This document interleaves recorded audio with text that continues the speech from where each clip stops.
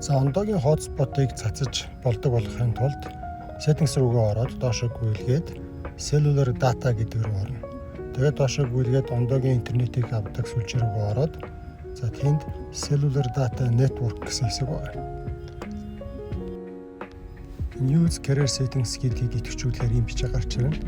Carrier settings хийсний дараа APN гэдэг дээр нь ондоо гэж бичнэ.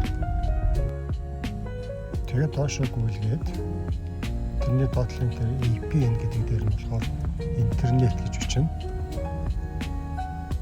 Тэгээд дахиад доош нь цааш нь гүйлгээд дахиад APN гэдэг дээр нь ондоо гэж бичнэ. За ингээд хөрөөгөө хийж дууссаны дараа буцаж гараад одоо нууцыг оруулж өгч болно. За энэ дээр оруулсан байгаа шиг ингээд нууцыг зохиогд өгч болно. Ингээд тэр allow others to join гэдгийг нэгтгэжүүлсэн байх хэрэгтэй. За ингээд буцаж гараад hotspot цацдаг хэсгээ ороод үзэхлээр personal hotspot гэдэг нь нэгтгэхгүй байсан нэгтгэвтэй болсон байгаа.